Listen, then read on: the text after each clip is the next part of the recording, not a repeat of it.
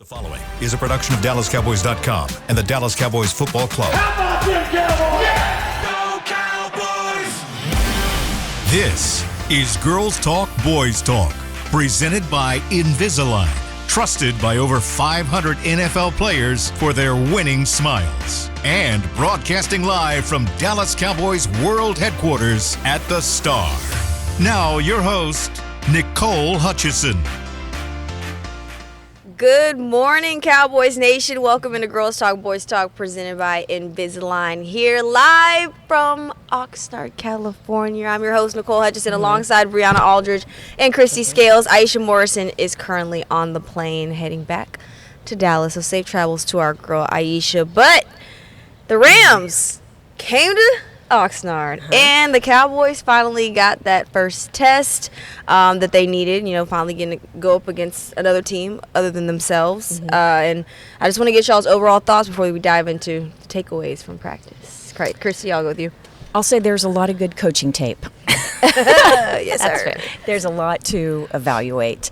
We should say that we had a little bit of a division of labor yesterday. I concentrated more on the offense. You guys concentrated more on defense, so we'll talk about that in different segments.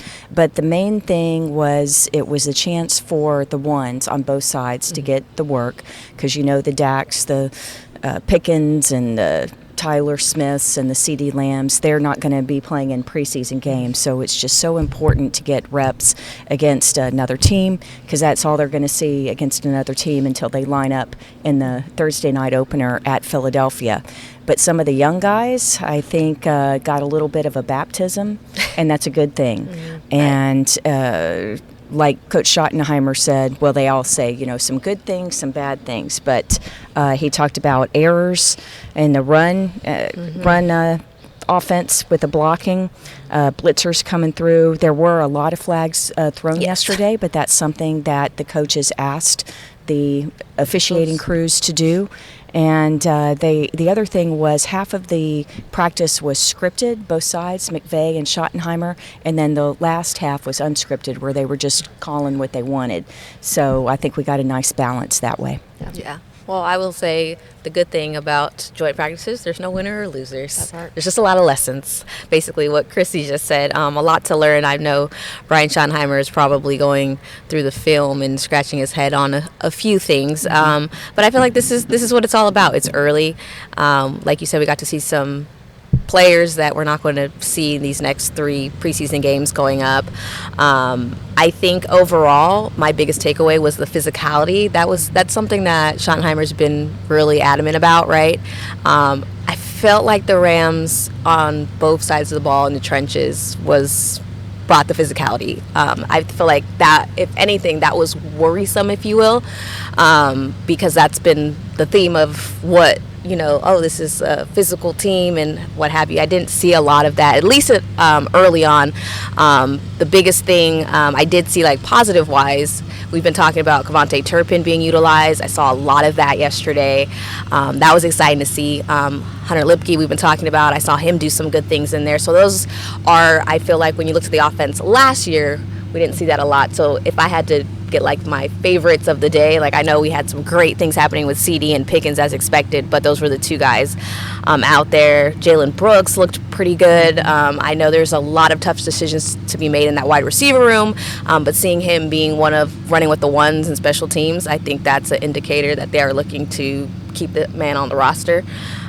So like you said, Christy, there's a lot of things to pull from this one, but my biggest thing was the physicality. Was just a little disappointing from. Yeah, everything physical starts with the trenches. Yes. But we're going to start with the offensive side of the ball. Bree, I'm going to go to you. I kind of mentioned already what stood out to you, but I want to go more offensive line first, because this is a unit that, of course, they're rebuilding. There's a lot of young guys on that group, especially with Tyler Guyton out, for quite some time.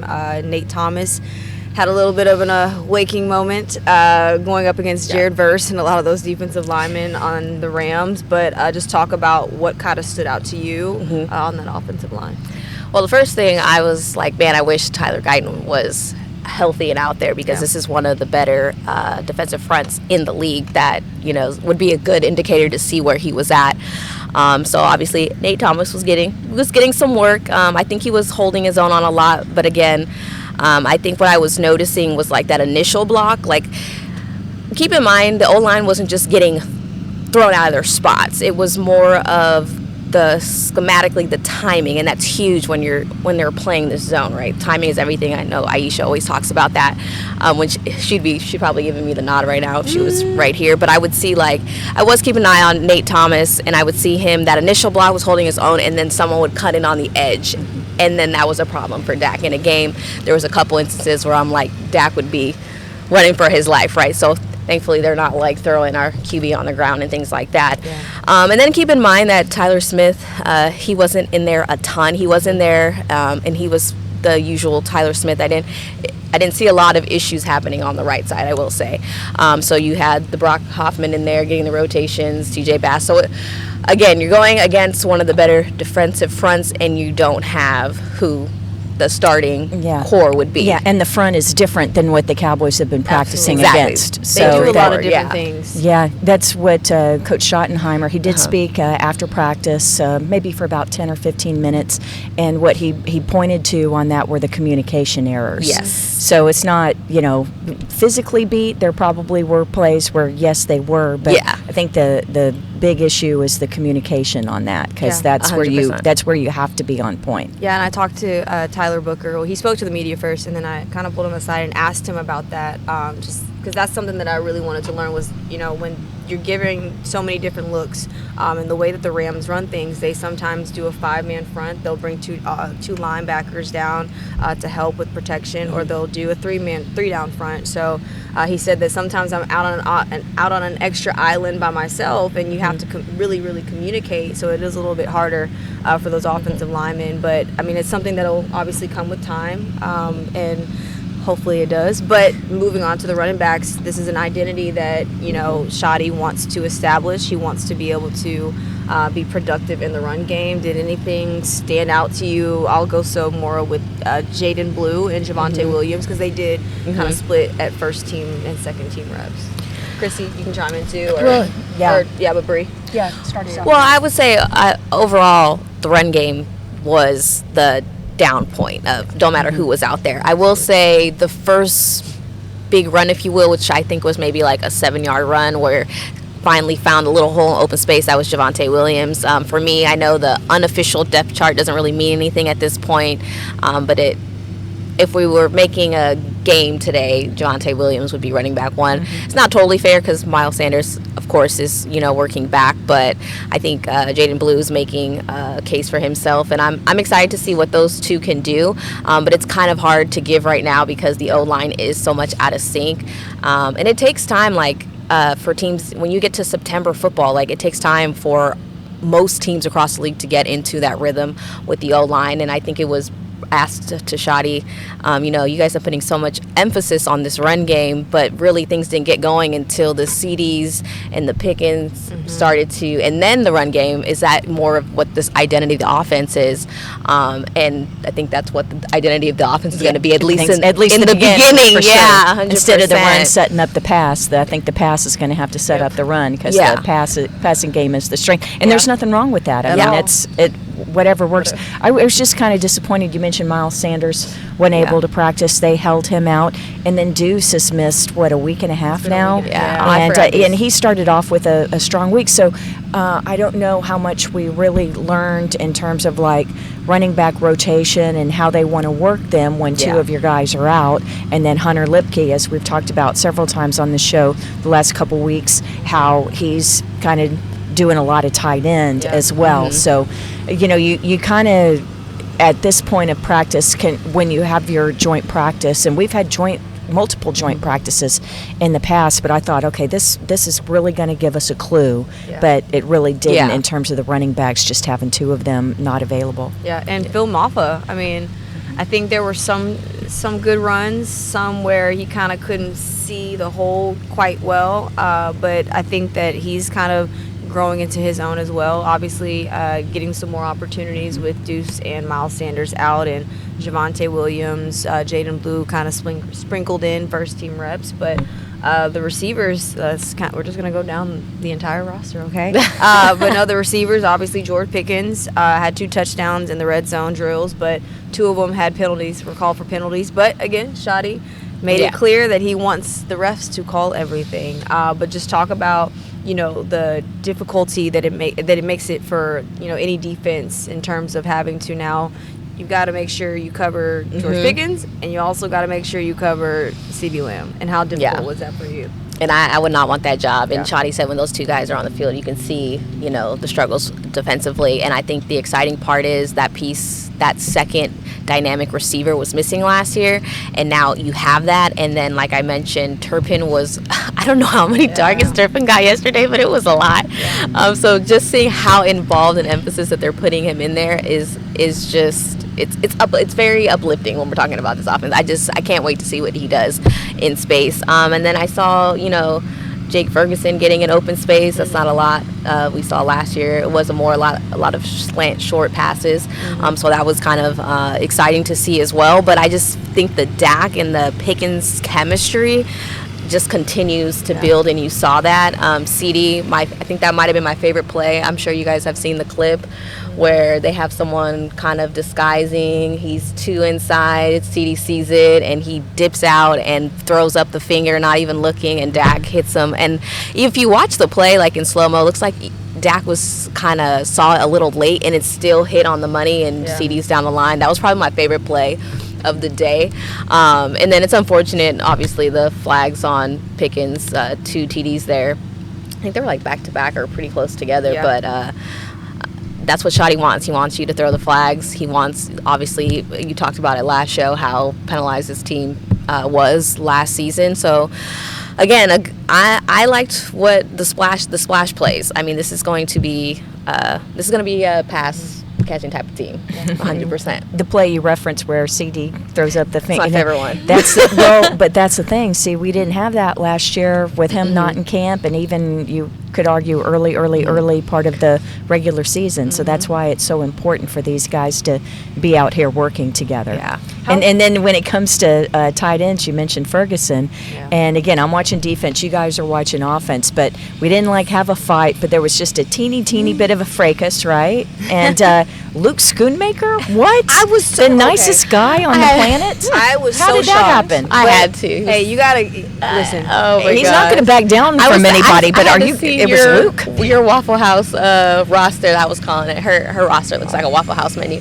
But I was like, Nicole, let me see her. And I was like, Schoonmaker? I was like, oh my goodness. The man was standing on business. You need it from your tight ends. And when you have a guy like Jake Ferguson who gets chippy, I mean, hey, they're not going to play.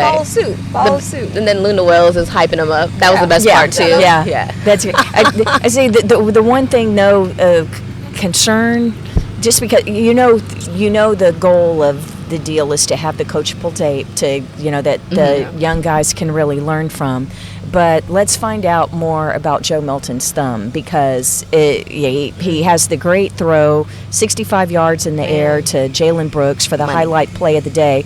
And then 5 plays later, hits that thumb on his throwing hand on a helmet. Yep. And is held out of the rest of practice mainly as a precaution. But they say that, they're hopeful that he can play. We're all hopeful he can play in preseason. But, wow, wouldn't that be something if they have to limit him in these preseason games? That would be – that's one of the whole points of preseason. Will Greer hopefully got to play the most he's going to play this summer yesterday, filling in for Joe Milton, because really one of the purposes of these 3 preseason games is to know if Joe Milton is going to, can you rely on him as a number 2 going into the regular season? Yeah, I didn't see the instant contact. When I came over, I saw him with the trainers, and then I kind of saw him doing this. He was throwing water on it and trying to clinch. I was hoping he would go back in, but from what Jerry and Schottenheimer both said, they played it down a lot, so that made me feel kind of good, but most of these guys out here aren't gonna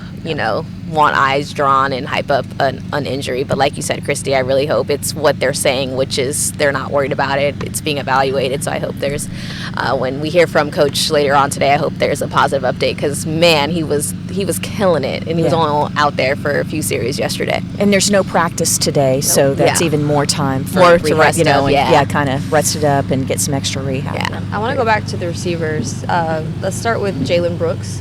We got a chance to hear from him post-practice, and the way that he's kind of, his opportunities, he mentioned his opportunities haven't been the same this training camp, just because that wide receiver room is loaded, and so, but he's kind of stayed mentally prepared, and just understanding the fact that, like, he's got to be prepared every single rep, because the opportunities won't come often. But when you see a guy like that who, has stepped up in big moments last year, the year before, when needed, and, he obviously comes up with a nice, 65-yard bomb from Joe Milton.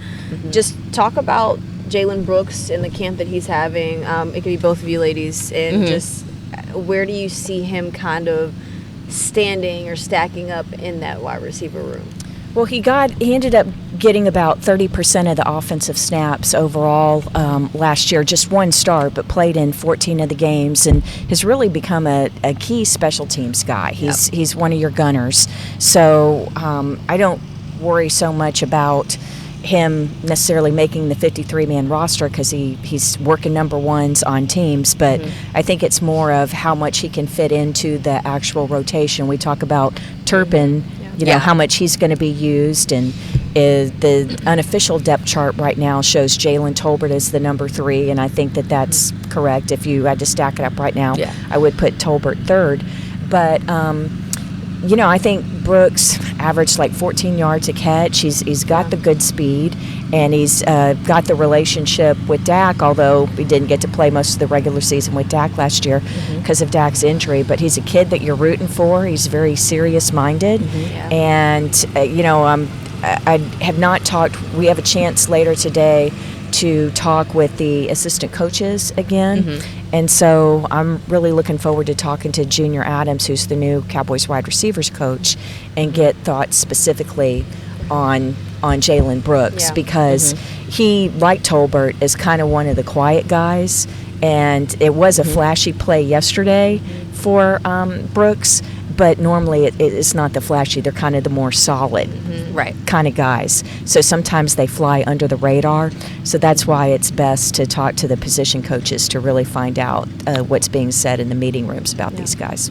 Yeah, I agree a lot with what Chrissy just said, because Schottenheimer actually mentioned, with how deep this wide receiver room is, what it comes down to is consistency, and someone can have a quiet day and then have a great day and then go back to being quiet. And it's funny because I think a lot of people interpreted it as him talking about Jaylen Tolbert originally, right?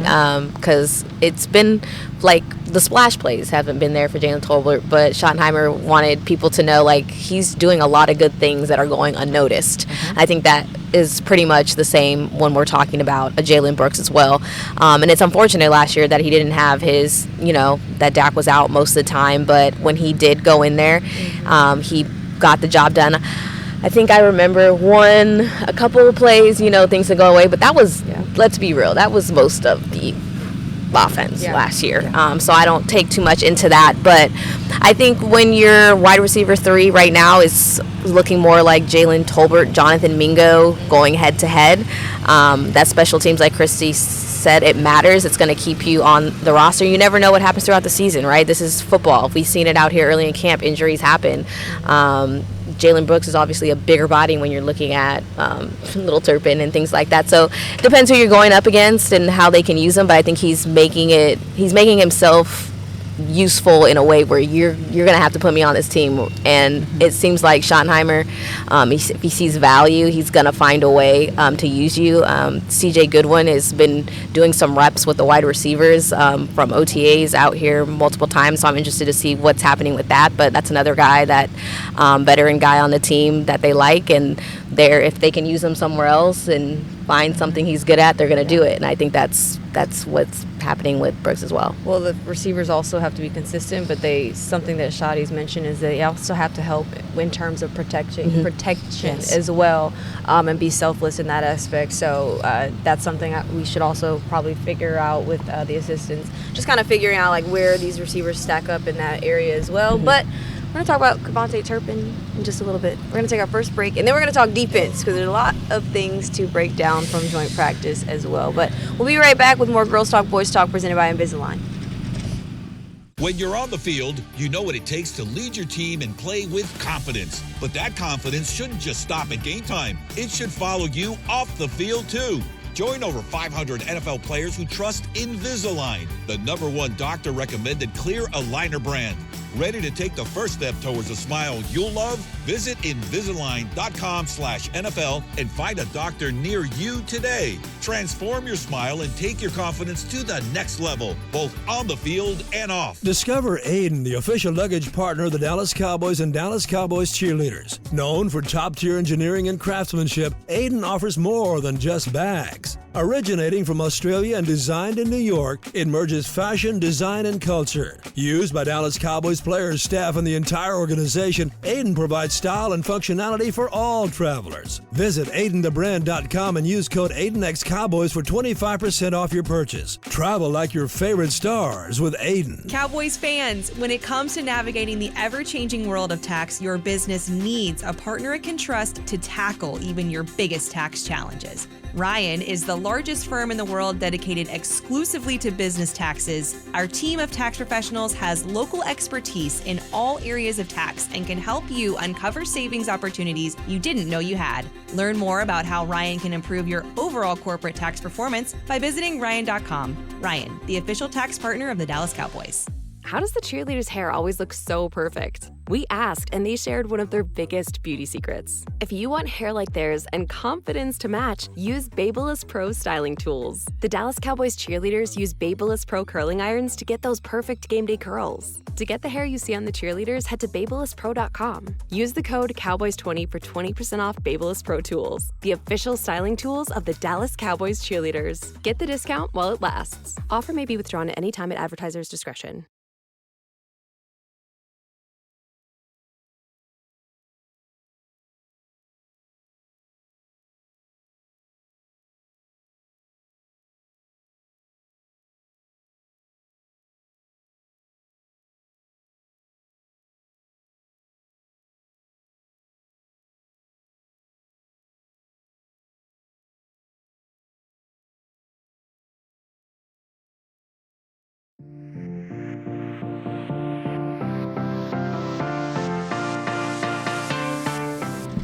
Cowboys Nation 2025 Dallas Cowboys training camp presented by American Airlines is here. Head to sunny Oxnard, California from now through August 13th to watch the team practice as they get ready for the season. Admission is free. For more information, visit DallasCowboys.com/training camp. All right. Welcome into Girls Talk, Boys Talk, presented by Invisalign. Nicole Hutchison and Chrissy Scales and Brianna Aldridge. Ladies, before we talk defense real fast, Kavonte Turpin earning some more opportunities. Why do you feel like that is so? Obviously his speed, but why do you feel like that is so? Is it his confidence and maybe his route running ability? What have y'all seen, ladies, that has kind of struck you guys the most? Well, why is it important is that it's one more headache for the defensive coordinators and time that they have to spend planning and on the practice field. So you don't have to play that card a lot, but the fact that you have the card means that the opponent has to be ready for it. So there's value just in the threat of what he can do. But I think that one of the reasons why camp has been so much more fun to watch this year is we're getting to see more of it. Now, I'm not saying you're going to see any of that in preseason. Why would you risk him and why would you show anything cool? But just take our word for it that, you know, if you don't get to see training camp in person and you only watch the preseason games, you know, it'd be like, I don't see a lot different. Well, there's a lot different going on the practice field, but you're never going to show it in a preseason game. Yeah, he said it's going to be pretty vanilla. So. Oh, absolutely. And guys like Turp, I mean, you know exactly what they can do. So why would you even play him? Yeah, like I think last year he proved that he could be a threat. That speed is something that is God-given talent. You can't teach that. And he did some amazing stuff. And I think there was frustration even from the fan base, like, this offense is struggling. Why are they not using Kavonte Turpin more? And they're doing it now. They're doing it a lot. Like, I was looking at some rankings that some of the writers had did on what receivers had won, and some of them had Kavonte Turpin at the top of the list. That's how many reps he was getting. Like, I was kind of in and out doing some stuff for a different show, and every time I looked up, it was Turpin, getting the reps. He was in the play action. He was getting some handoffs, open space, and he was taking some hits. I will say that as well. But oh my goodness, prepared to see the Kavonte Turpin show. Like Chrissy said, when you have the CDs out there, able to read this defense, throwing up the finger without looking at Dak. You got the Dak and Pickens chemistry picking up, and you just throw Turpin in there. That's just it's a nightmare for the other side. Yeah, and don't take our word for it. I have so many little stars in my notebook from Schottenheimer press conferences. Turpin. On offense, the inside runs are more like a punt return. Yep. And I know a little guy like Turpin, we don't think of inside runs, but he's getting those opportunities. Yeah. And then another time, this is back on the 23rd, so just the second day of practice, Shotty was asked about Turpin, and the first thing he said was no fear. Even though he's the smallest guy on the field, he has absolutely no fear, and with all that speed, he doesn't need a lot of space. He's dynamic. We want to move him all over the field. I would even argue that Turpin is the number 3 wide receiver on this team. Like, nothing away from Tolbert, but that's the usage that I expect and that I'm seeing that that's the role he's basically going to look like when you put him out there. I think his running too. Yeah, I think his disadvantage is just his size. But when you have speed like that, I mean, it creates different mismatches. Hopefully, the size kind of, I won't say doesn't matter, but it doesn't matter. But and one last thing on Turpin, just keep in mind that one of the really big rules, we don't have a lot of rule changes this year, but one of them is on this dynamic kickoff return that got carried over to this year. They did make a couple of adjustments, and the main one is if you don't kick it to the returner, then the touchback is not going to be the 30-yard line. It's going to be the 35-yard line. That is a big advantage. So that means that we're going to see a lot more returns this year because you're not just going to send a touchback if the other team's going to get the ball at the 35-yard line. So Turpin's going to get even more opportunities as a kickoff returner this year. So that rule change really benefits the Cowboys more so than any other NFL team. All right, ladies, we're going to switch over to defensive side of the ball. Christy, biggest takeaways, what'd you see, what stood out? Oh, lots of coaching tape. Well, here's the thing. Your secondary was, of course, without Trayvon Diggs and Josh Butler, Kalen Carson, without Revel, and without Wanye Thomas.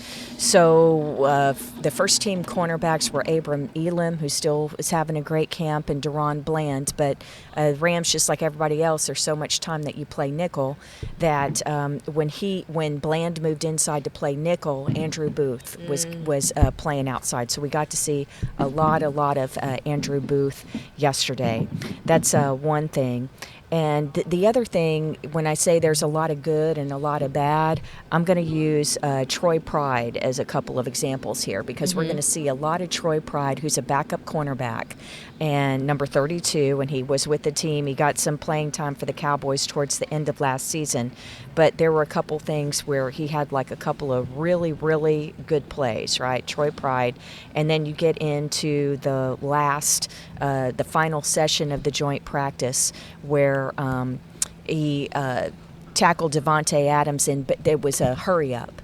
And they throw a quick out to Devontae Adams. He tackles him in bounds, meaning the clock is running, and then gets a pass breakup on the very next play. Jordan Whittington, another one to the right side, but the previous session had given up a big play. Yeah. So it's one of those mixed bags, but it's one where the Cowboys coaches can build the confidence and say, hey, you didn't do it here, but you did it here. And there are about 4 or 5 players that I have notes where it's basically the same thing. You missed a play, but then you came back. So, the coaching points, but then able to point out positive things to build up.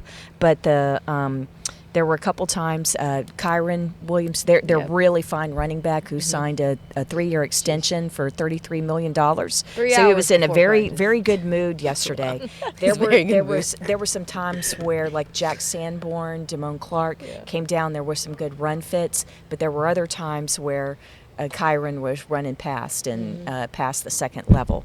So there was one where he got through on the right side for a 35-yard touchdown, and then on the very next play, Sam Williams stuffs him in the backfield. So good and bad. But the red zone defense, I think, left a lot to be desired. The Rams were scoring a lot on that, kind of some miscommunication kind of things, letting some guys get free. How do you let Puka Nacua free? And they managed to do that yesterday. But and then Perion Winfrey had a couple of good plays there. He's a UFL guy, Birmingham Stallions. So it's interesting because some of the guys who've been very under the radar stepped up and made a big play. That was in the run game, and so we'll see if they can carry that into the preseason action. Yeah.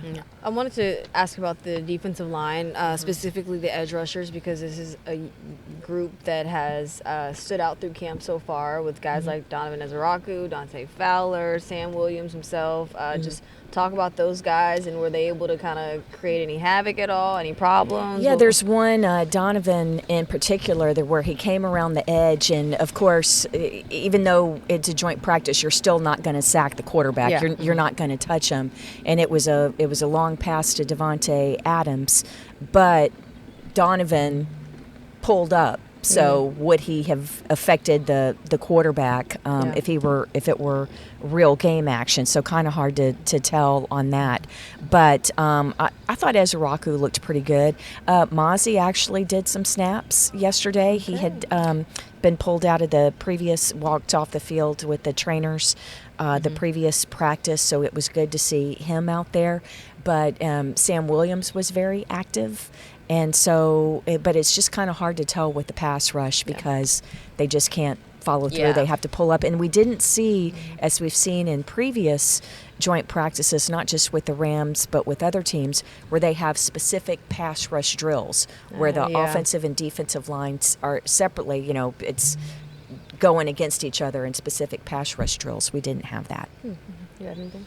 For defense, I was hanging out with you on offense. Yeah, I was enjoying the show, but I know I need to be on the defensive side. It sounds like there is a lot of moving pieces happening over there. Yeah, Hooker continued to show up. Yeah, he's had a really good camp, and I'm going through my notes and just looking at some of the things. But yeah, just some miscommunications after shifts and stacks in the end zone and things like that.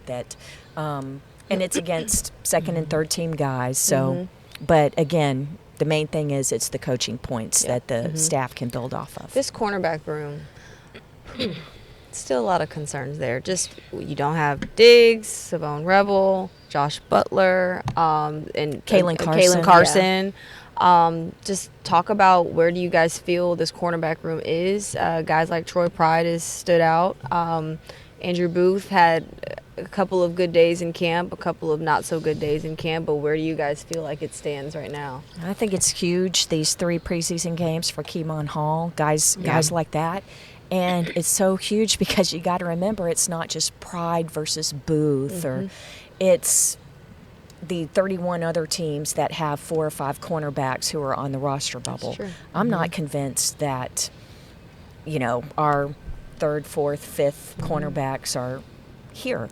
They may be on other teams and being brought in, once roster cuts are being made. So that's, can imagine the immense pressure on these guys who've been in the league for a couple years and know the drill. That just because you beat out the guy who may be in front of you on the depth chart on your own team, you're not safe because the scouts are watching all these preseason games and there'll be a board up there of players. There's professional scouting as well as college scouting. And right now the professional scouts, This is a very tough time for these roster bubble guys because you got to beat guys on 31 other teams as well as your own. Yeah, the secondary, the cornerback room, I mean, we've been talking about that all off season, and I was surprised that there wasn't the urgency. I love saying urgency on just because, but the urgency to add some depth there, especially with all the injuries, with the unknown timetable when Trayvon Diggs, the number one, is coming back, right? Kairen Williams has been having a great camp, but I just didn't think that was enough. And then was it Christian Matthews, I believe, that they did? You know, it just felt like more injuries, inviting more injuries to the team with more unproven talent, if you will, in that area. If we're noticing it in joint practices, what's going to happen when we get to the regular season and you have teams? That's going to be the liability of this team. It's a little bit scary. I think Jerry was asked about it yesterday after practice. You know, like, hey, your secondary was clearly struggling. Is that something of an issue? Are you looking to add there? And he's just, nope. Yeah. You know? So, I mean, obviously he's not going to say, oh, we're freaking out, but just the fact that they're not. It doesn't seem like there's interest and there's faith in that group right now. I know Andrew Booth, like you said, was having a lot of reps. That's someone who struggled a lot. But that's because of the injuries in front of him. Exactly. Rochelle, who they brought in, was working third team on the right side, outside cornerback. And then I should note that Israel Mukwamu, who's shown position flex throughout his career, not just safety, but corner. He got a little bit of work both outside and in the slot. Yeah, I think it's also important for them to figure out, one, it starts with Deron Bland. What do they want to do with him? Because they've been working him at nickel and also boundary corner. And that'll kind of trickle down to the rest of those guys. Set the tone, and we'll see what's around kind of like them. a Michael Parsons situation in that room. But yeah, we're going to take our second break, though, and break down what was the biggest takeaway from camp, who stood out, who didn't stand out, up next here on Girls Talk Boys Talk. Cowboys fans, when it comes to navigating the ever-changing world of tax, your business needs a partner it can trust to tackle even your biggest tax challenges. Ryan is the largest firm in the world dedicated exclusively to business taxes. Our team of tax professionals has local expertise in all areas of tax and can help you uncover savings opportunities you didn't know you had. Learn more about how Ryan can improve your overall corporate tax performance by visiting Ryan.com. Ryan, the official tax partner of the Dallas Cowboys. When you're on the field, you know what it takes to lead your team and play with confidence. But that confidence shouldn't just stop at game time. It should follow you off the field, too. Join over 500 NFL players who trust Invisalign, the #1 doctor-recommended clear aligner brand. Ready to take the first step towards a smile you'll love? Visit Invisalign.com/NFL and find a doctor near you today. Transform your smile and take your confidence to the next level, both on the field and off. Discover Aiden, the official luggage partner of the Dallas Cowboys and Dallas Cowboys cheerleaders. Known for top-tier engineering and craftsmanship, Aiden offers more than just bags. Originating from Australia and designed in New York, it merges fashion, design, and culture. Used by Dallas Cowboys players, staff, and the entire organization, Aiden provides style and functionality for all travelers. Visit AidenTheBrand.com and use code AidenXCowboys for 25% off your purchase. Travel like your favorite stars with Aiden. How does the cheerleader's hair always look so perfect? We asked, and they shared one of their biggest beauty secrets. If you want hair like theirs and confidence to match, use Babyliss Pro styling tools. The Dallas Cowboys cheerleaders use Babyliss Pro curling irons to get those perfect game day curls. To get the hair you see on the cheerleaders, head to BabylissPro.com. Use the code Cowboys20 for 20% off Babyliss Pro tools, the official styling tools of the Dallas Cowboys cheerleaders. Get the discount while it lasts. Offer may be withdrawn at any time at advertiser's discretion.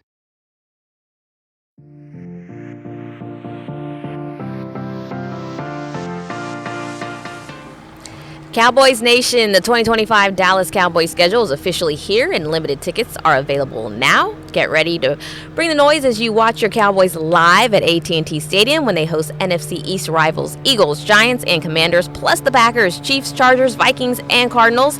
Visit DallasCowboys.com/tickets or SeatGeek.com, the official primary ticketing partner of the Dallas Cowboys. Welcome back into Girls Talk Boys Talk, presented by Invisalign, here live from Oxnard, California. Before we wrap up, though, ladies, is there anything, and you could say nothing, I'm just asking the questions, is there anything that you feel most confident in, heading into the first preseason game? I am most confident that Dak Prescott is going to have less pressure, meaning that his wide receivers, it felt like, and Christy, you could attest to this if you feel the same, but I feel like CD's growth this year is just doing this. And I don't mean skill level, I just mean up here mentally and being able to read. And I just don't feel like they were getting that last year. I don't know if it's the coaching. I don't know if it's just maturity. I don't know what it is, but it just feels different. And I think that is huge because, like you mentioned, now we just added another piece with George Pickens. Now we got a Kavonte Turpin in there. We're utilizing Lipke a bunch more. Somebody else might pop off that, as a surprise. But I just think that is going to be a relief because I feel like Dak had to think too much before. It was all on his shoulders. Yeah. And this time last year he didn't have CD because CD wasn't participating in training camp. But yeah, it has been surprising how quickly George Pickens has just fit right in with this. And the other thing is once you get to the regular season, another thing, you've got all those weapons. And if Jake Ferguson doesn't have the banged up knee like he did last year, now he's got the fat contract. I mean, there are so many weapons with this. But specifically for the preseason game coming up, and I know that Friday we'll talk more about some of the players that we want to see. Yeah. I think it's clear that with our injury situation, we had a lot of backup guys or young guys going against the Rams ones. Yep. Nate Thomas versus Jared Verse. I think that Verse has the advantage. He's a fine player for the Rams. He's their starter.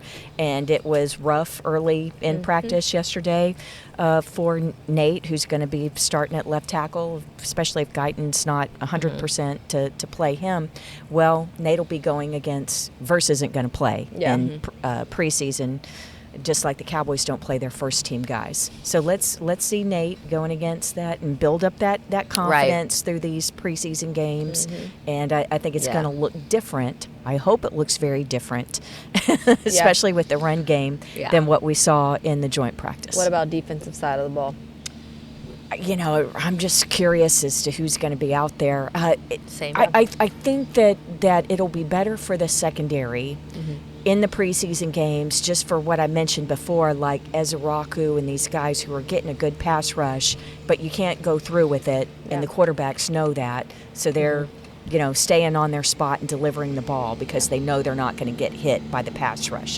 When they're being moved off the spot. The other thing is Jimmy Garoppolo, because Matt Stafford has the sore back, Jimmy Garoppolo and then Stetson Bennett were the quarterbacks working against this Cowboys defense yesterday.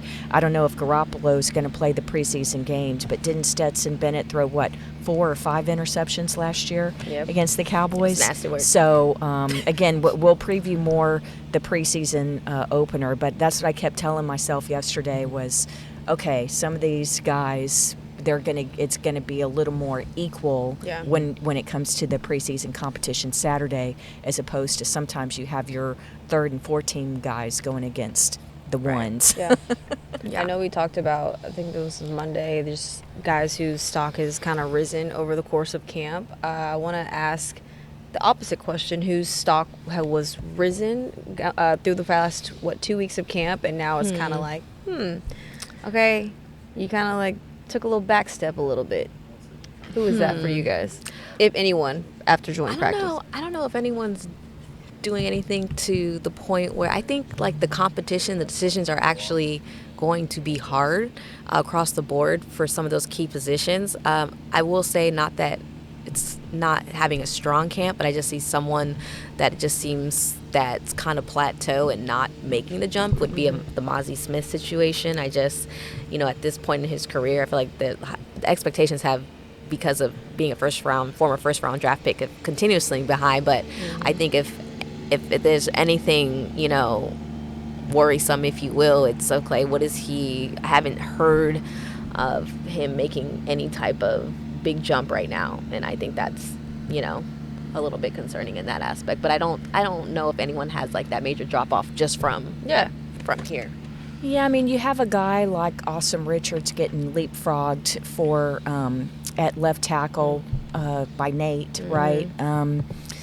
But I don't know that means that there's like a loss of faith in him. You know, Richards was still out there first team when they were doing jumbo, and he has position flex to do guard. But yeah, it's like, the first thought was when Tyler Guyton leaves practice, it's like, oh, well, certainly it'll be Awesome Richards, and it's Nate Thomas. So, but that could be they need to see Thomas more, and he had been, he had missed last year due to a knee injury, and so now they get a chance to see him, so they want to give a shot and know what they have, and they know a little bit more about Awesome. That's what I felt like it was, because it happened so quick to the point it was like, well, what could Awesome Richards could have done in that 1 day span? So I feel like more on the hint of, okay, let's see what this young guy can do.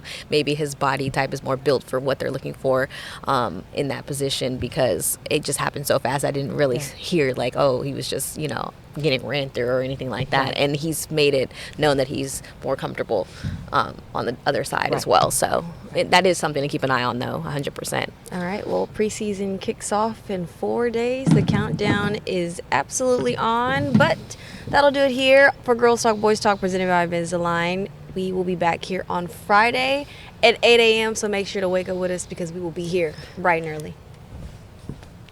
This has been a production of DallasCowboys.com and the Dallas Cowboys Football Club. How about this, Cowboys?